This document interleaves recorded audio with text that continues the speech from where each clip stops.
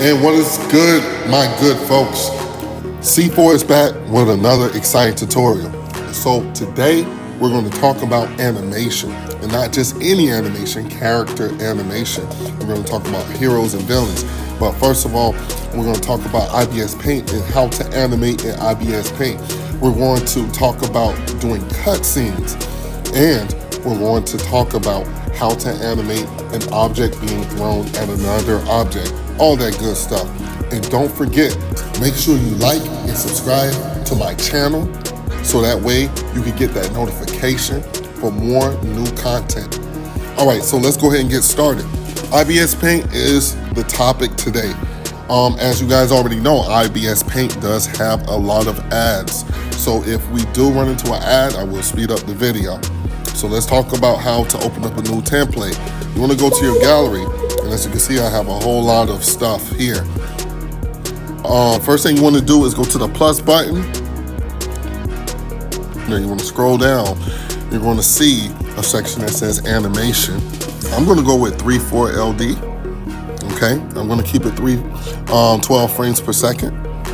For those of you who don't know what FPS is, all it is frames per second, how fast or how slow your animation goes. 12 frames per second is ideal. Go ahead and hit OK. Really quick, this right here is your canvas, and this right here that's highlighted in blue, this box down here, that is your frame. You can add more frames by pressing the plus button at the bottom right hand corner. Okay, you can tap and hold and move your frames as you please. You can also tap the frame and you can get a pop-up menu. You can delete it or duplicate it, okay? And you can also animate the layers. You can also create layers and animate that way. If ever you want to go back and get out of your animation, you can easily go back to my gallery. You gotta press this arrow button pointing left on the right bottom corner of your screen. You're gonna hit go back to my gallery. So I'm going to show you this animation right here. And then this animation right here, it's going to show you the example of a character passing one object to another. All right. So I'm going to go ahead and hit edit. All right. I'm going to zoom out and go back to my first frame here. And I'm going to hit play.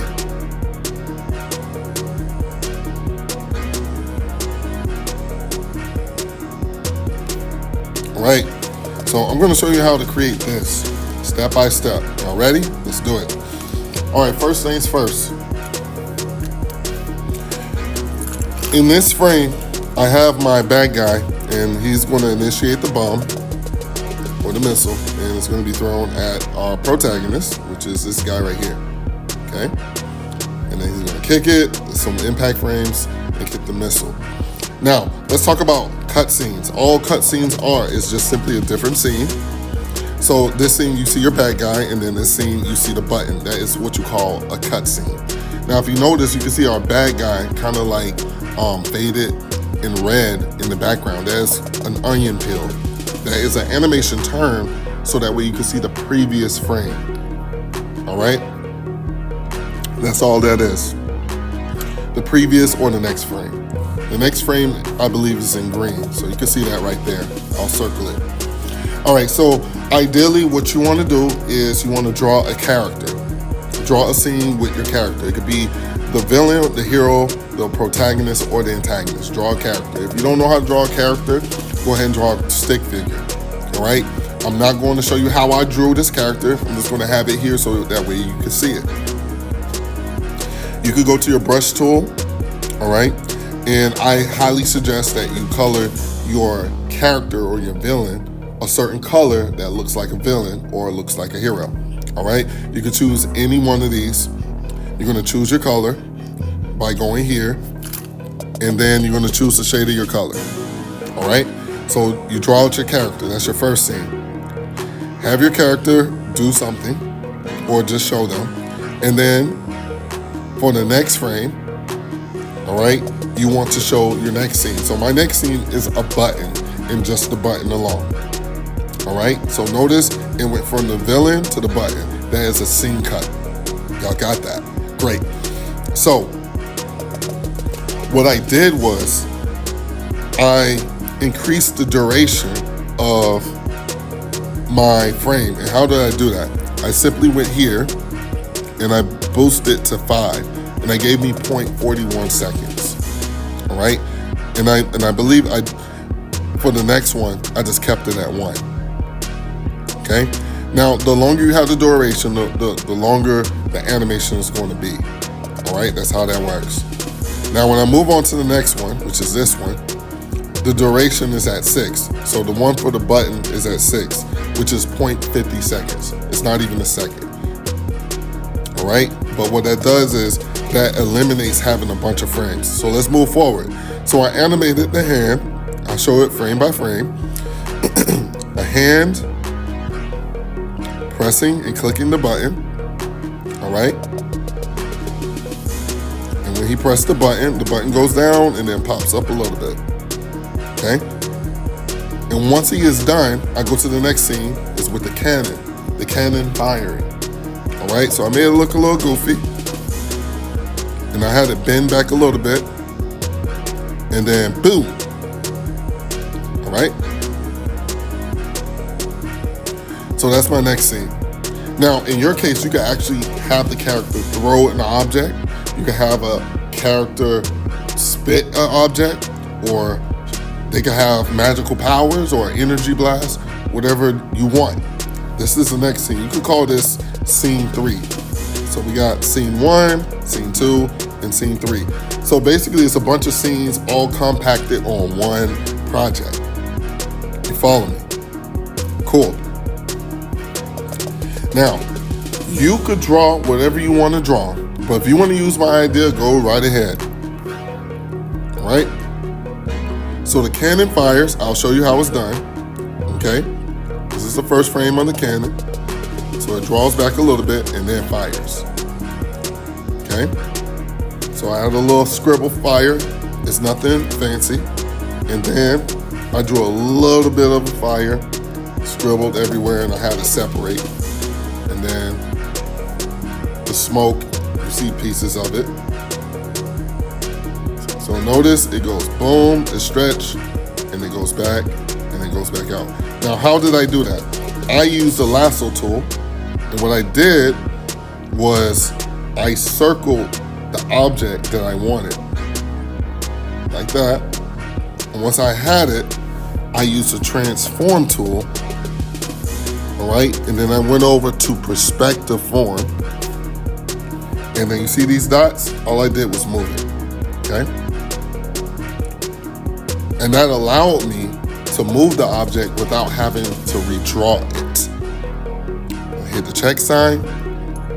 And then, since you're in IBIS Paint, you have to deselect the object that you circled. Otherwise, you're going to have some issues. So I'm going to deselect it and I'm going to move on. All right, so my cannon fired.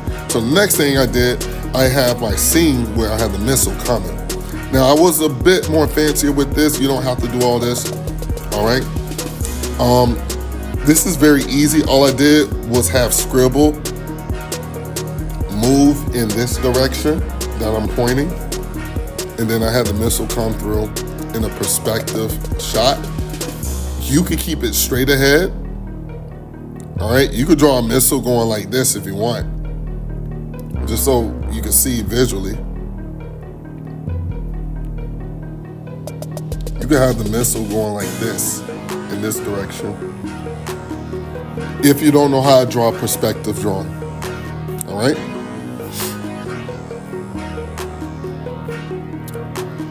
Other than that, if you want to, you could screenshot these frames and you could draw them yourself. That's a good idea if you want to do that. Guys, if you want to screenshot each frame that I do, you could do that. So look, here's the first one, second one, third one. Just slow down the video if I'm going too fast.